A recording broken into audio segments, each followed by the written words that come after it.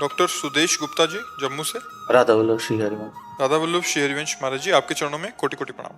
महाराज जी, मेरा प्रश्न ये है कि डॉक्टर अपने पेशे में आने वाली भावनात्मक एवं मानसिक चुनौतियों से निपटने के लिए कौन कौन सी आध्यात्मिक विधियों को अपना सकता है। डॉक्टरों को अपने कार्य के दौरान निम्नलिखित कठिनाइयां परिस्थितियां आती हैं। गंभीर मरीज की जीवन और मृत्यु की स्थिति को संभालना, जहां भावनात्मक दबाव अधिक होता है। उच्च अपेक्षाएं, हमेशा सही निर्णय लेने का दबाव, क्योंकि किसी भी गलती का गंभीर परिणाम हो सकता है। लंबे कार्य समय। एक विषय का पहले पूछोगे तो अच्छा। महाराज जी, गंभीर मरीज की जीवन और मृत्यु की स्थिति को संभालना, जहां भावनात्मक दबाव ज्यादा होता है। पहले आपको तो ये बात समझना है कि आपको जितना ज्ञान प्राप्त हो, आप एक निमित्त मात्र हैं बचाने में। अगर उसकी आयु पूर्ण हो चुकी है और उसको मरना है तो आप लाख उपाय करें, वो बचेगा नहीं। आपका प्रयास, जितना आपको ज्ञान है, अर्थ की प्रधानता या समाज के भय, दोनों का त्याग करके भगवत भाव से आपको समर्पित जो मरीज है वो आपके लिए भगवान है। अब आपको जितना ज्ञान है, ना अर्थ की प्रधानता देखनी है कि वो सामने वाला जो मरीज का परिवार का जन है वो हमें इतना अर्थ दे पाएगा कि नहीं दे पाएगा। हम अपनी पूरी योग्यता, अर्थ की प्रधानता न रखकर अपनी पूरी योग्यता से उसके स्वस्थ करने की चेष्टा, भावना भगवत भाव से, और भय नहीं कि इसके बाद परिणाम में क्या कहेगा। आप कोई भगवान थोड़ी कि आप बचा लेंगे। और सबको जो नहीं जानते हैं, मूर्खतावश ऐसा करते हैं तो वो अमंगल करते हैं अपना। हाँ, कुछ डॉक्टर जो अध्यात्म से नहीं जुड़े हैं, वो अर्थ के लिए अगर ऐसी कोई गलत बात करते हैं तो अपराधी हैं, वो अपराधी है। लेकिन अध्यात्म से जो जुड़ा हुआ व्यक्ति है, जो सद्भावनाओं से युक्त व्यक्ति है, वो कभी नहीं चाहेगा कि किसी मरीज का अमंगल हो। जिसका केवल अर्थ भावना से जुड़ा हुआ है, हम उसकी बात नहीं करते हैं, क्योंकि अर्थ पिशाच जिसके दिमाग में है वो तो मुर्दे से भी पैसा ले लेता है। हम उनकी बात नहीं करते। हम आप जैसे आध्यात्मिक जुड़े हुए डॉक्टरों की बात कर रहे हैं कि अपने मरीज में भगवत भावना करके अपने पूरे ज्ञान का प्रकाश, जितना हमें याद, जितना हमें पढ़ाया गया, जितना हमें सिखाया गया, जितना हमारी स्मृति में, वो हम करके उनको निरोग करने का प्रयास करते हैं। इसके बाद यदि असफल हो जाते हैं तो उसमें आपका कोई दोष नहीं है, क्योंकि जीव को प्रारब्ध भी भोगना है। अच्छा, इसी ऑपरेशन की घटना में शरीर छूट जाता है,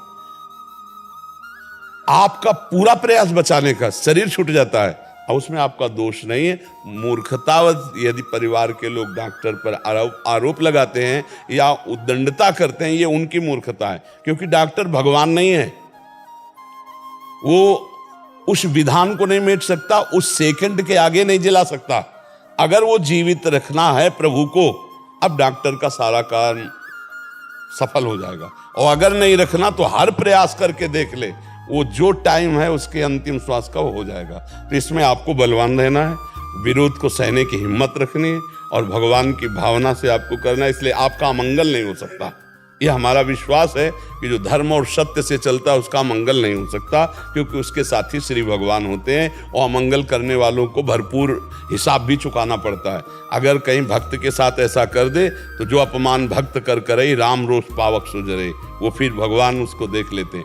अपनी तरफ से गलती नहीं होनी चाहिए, अपनी डॉक्टरी का पूरा प्रयोग होना चाहिए। पैसा लक्ष्य नहीं होना चाहिए। अगर पैसा नहीं भी मिलेगा, उसकी जान बच जाती तो बहुत बड़ा कार्य आप कर लिए, क्योंकि आपकी डॉक्टरी का उद्देश्य है उसको निरोग, उसको स्वस्थ करना, उसके जीवन को बचाना। अब नहीं बचता, आपकी उसमें कोई त्रुटि नहीं, आपके प्रयास में कोई कमी नहीं, अब कोई विरोध करे उस पर उसकी चिंता नहीं करना। समझ पाए इसमें? दूसरा, उच्च अपेक्षाएं, हमेशा सही निर्णय लेने को का दबाव, क्योंकि किसी भी गलती का गंभीर परिणाम हो सकता है। तब क्या है इसका मतलब? आप क्या है? मतलब अगर हमने अपने से, तो बंदा हर डॉक्टर अपने से अच्छे ही कोशिश करना पड़ता है, और मरीज को एक्सपेक्टेशन रहती है कि मेरा जो इलाज है भरपूर होना चाहिए, जो उसके अटेंडेंट्स हैं, तो फिर भी अगर उस टाइम गलत हो जाता है तो मानसिक तनाव बड़ा रहता है। आपसे गलती हो जाती है, उनकी एक्सपेक्टेशंस होती है कि हमें पेशेंट तो ठीक ही करना है, इसके पास लेकर आए तो ठीक होना ही चाहिए। नहीं, हर मरीज की इच्छा होती है मैं ठीक हो जाऊं। हर मरीज का परिवार वाला चाहता है कि डॉक्टर के पास जाता है तो ठीक होने के लिए जाता है। लेकिन हम कह रहे हैं कि प्रारब्ध भोग भी तो है ना। आप पूरा प्रयास करेंगे, आपके प्रयास में कमी ना हो, और वो नहीं ठीक हो रहा है तो आप कोई भगवान नहीं हैं, आप कोई धन्वंतरी के अवतार नहीं हैं कि आप जादू कर देंगे वो ठीक हो जाएगा। आप औषधि देंगे, आप अपनी पढ़ाई के अनुसार डॉक्टरी करेंगे। आपको धैर्यवान रहना है। मरीज या मरीज के परिवार के जन दोनों का उद्देश्य होता है कि मरीज अच्छे डॉक्टर के पास जा रहा, स्वस्थ ही होना चाहिए, चाहे जितना पैसा लग जाए मरीज स्वस्थ हो। लेकिन आप पूरा प्रयास करके फिर वो स्वस्थ नहीं हो रहा है, अब उसका प्रारब्ध भोग है उसमें, या मतलब आपको उस विषय का यदि पूर्ण ज्ञान नहीं है तो समय बर्बाद नहीं करना चाहिए। उस रोग के लिए उसे दूसरे किस लिए सलाह कि आप ये हमारे बस का विषय नहीं, हमारा था इतना, आप और अच्छे डॉक्टर को दिखाइए, ऐसा कह सकते हैं। और अगर जितना प्रयास है उतना प्रयास कर सकते हैं, डरिएगा नहीं। इसमें भय भी नहीं होना चाहिए, क्योंकि भय युक्त फिर आज जीना मुश्किल हो जाएगा। अगर आप भयभीत रहेंगे तो जीना मुश्किल हो जाएगा, क्योंकि हर मरीज यही चाहता मैं स्वस्थ हो जाऊं।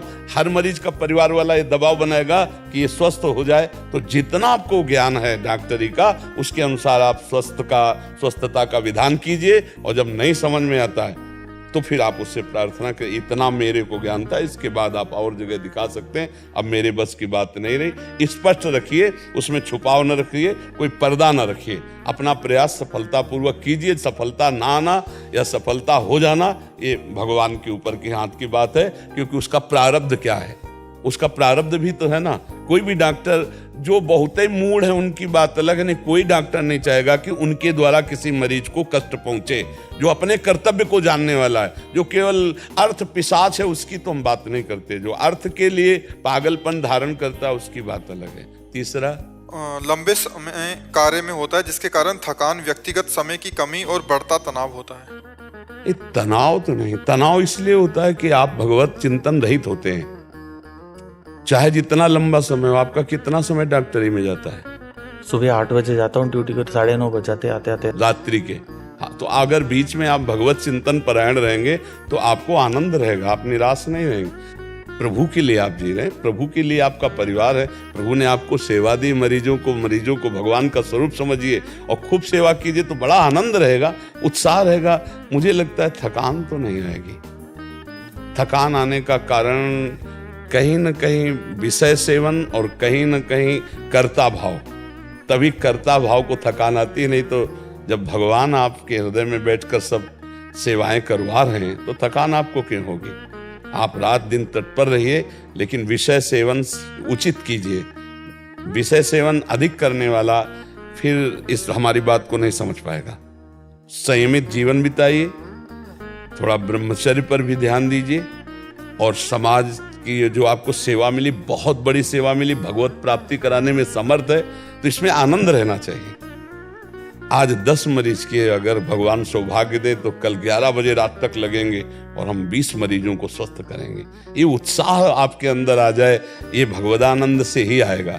नाम जप करते हुए मरीज में भगवत भावना रखते हुए और पूरी तन्मयता पूर्वक से, थकान तो नहीं आएगी। ये हमारे सब भगवान के स्वरूप आए, इनसे बात कर रहे हैं मानो भगवान से अपने बात कर रहे हैं। सुबह से सबकी सेवा में लगे।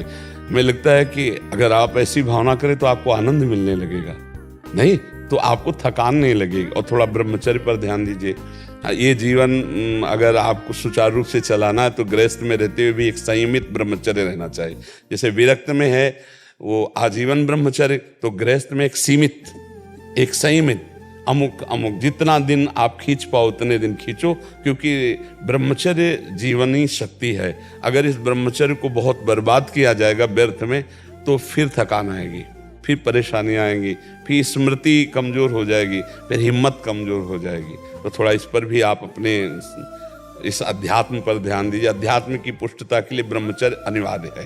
तो लिमिट, गृहस्थ में एक संयम पूर्वक ब्रह्मचर्य सीमित समय के लिए, और जैसे विरक्त में है तो असीम वो तो, पर इसके लिए आप ध्यान दीजिए तो आपको ये निराशा नहीं आएगी, थकान नहीं आएगी। ठीक है ना।